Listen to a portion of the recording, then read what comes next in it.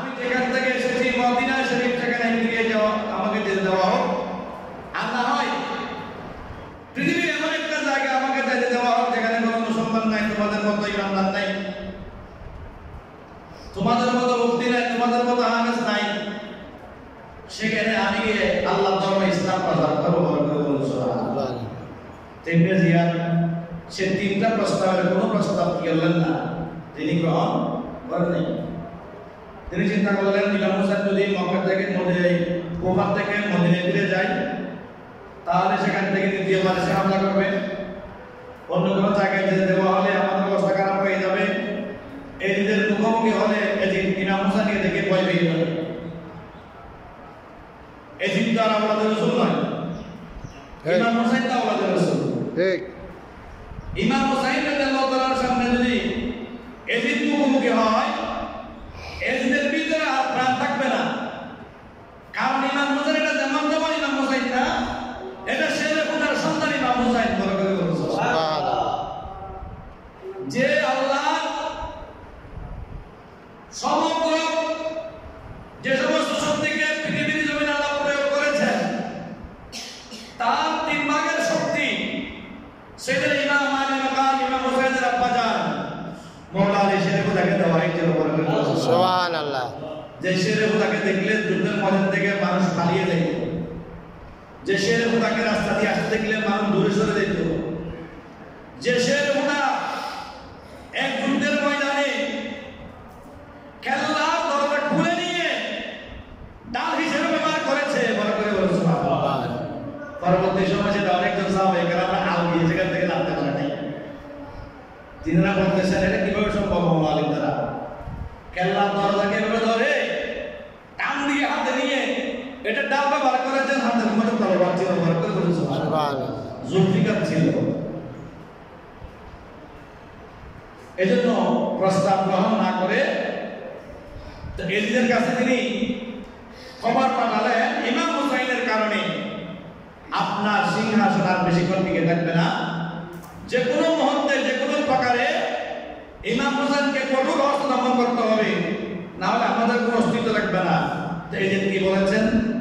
এজিদ বলেছেন যেটা করা প্রয়োজন তোমরা সেটা করে মস্তক ঠিক করো, হেফাজত করো। বড় করে বলি নাউজুবিল্লাহ।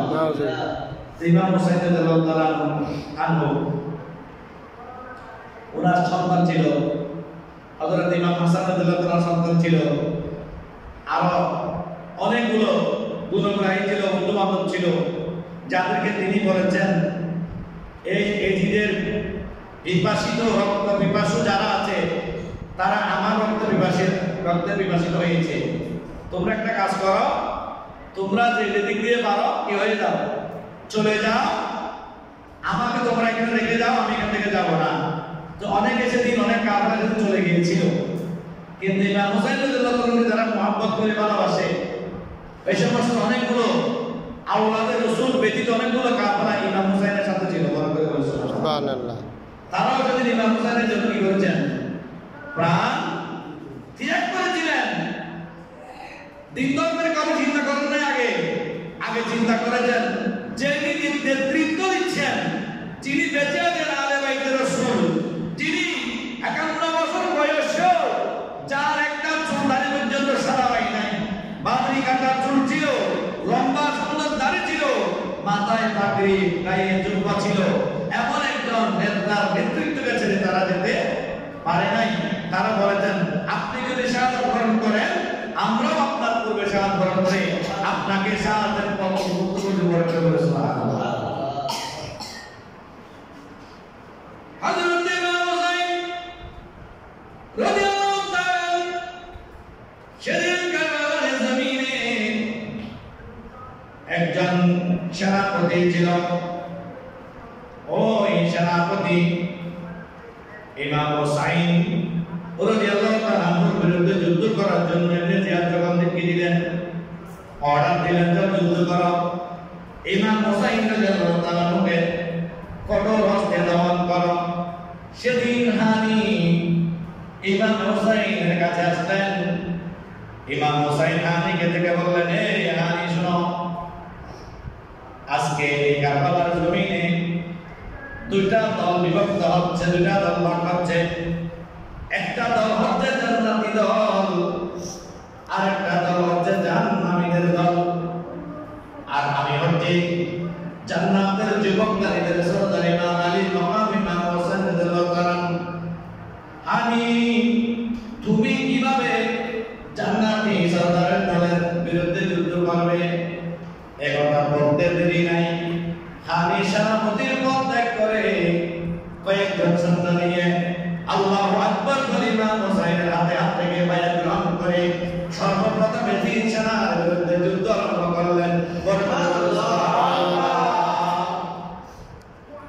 প্রথম যুদ্ধ আরম্ভ হয়ে গেল।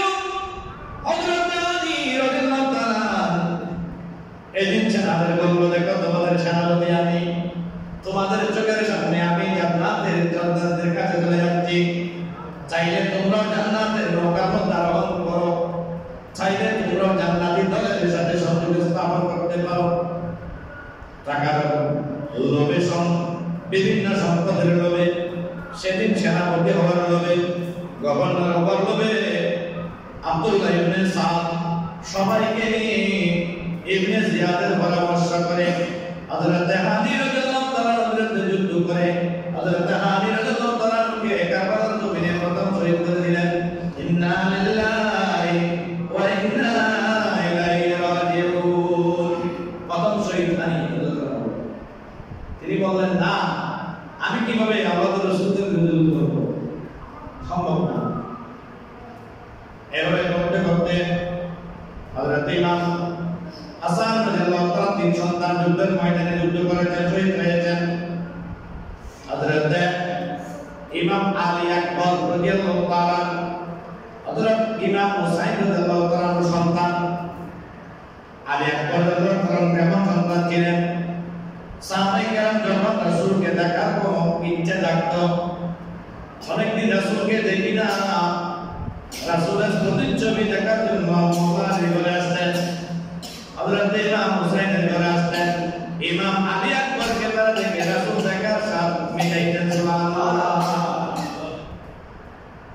বলতেছে হযরত ইমাম আলী আকবর রাদিয়াল্লাহু তাআলা নাভি থেকে শুরু করে কপাল পর্যন্ত আমার রাসূলের প্রতিচ্ছবি ভর করে বলেছে। সুবহানাল্লাহ।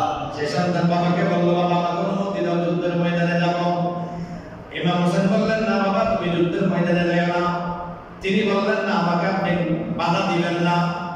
এই সেনাদের বিরুদ্ধে আমি অবশ্যই কারবালার জমিনে যুদ্ধ করব।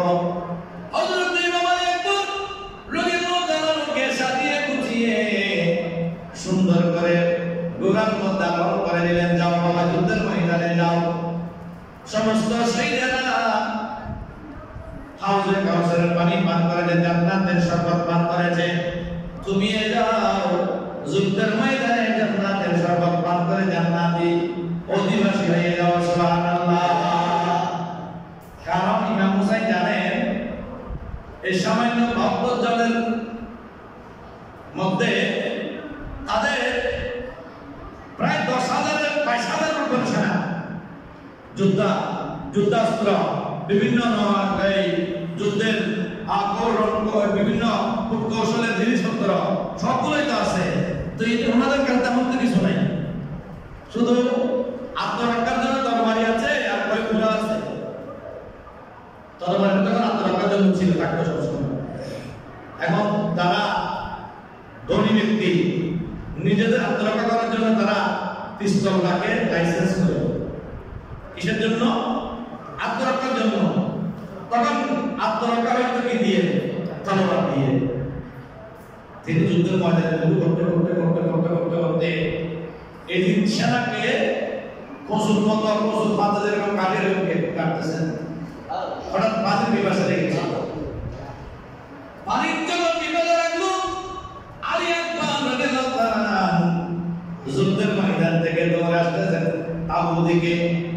হযরত ইমাম হুসাইন রাদিয়াল্লাহু তাআলা বলতেছেন, দেখো তোমাদের সন্তান যুদ্ধের ময়দান থেকে আসতেছে। হযরত আলী আকবর রাদিয়াল্লাহু আনহু বললেন, বাবা একটু পানি হবে কিনা? একটু যদি পানি হয় আমি এদিন সেনা কোনটাকে জীবিত রাখবো না, সবাইকে জাহান্নামে পাঠাই দিব। বলে বাবারে তোর তো পানি নাই, পশু পাখির জন্য, গরু গাধার জন্য ফুরাত নদীর পানি মুক্ত একমাত্র যাদের কারণে তোমরা পানি পাইলা, যাদের কারণে তোমরা আল্লাহর রহমত পাইলা, সে আমাদের রাসূলদের জন্য সে পানি বন্ধ।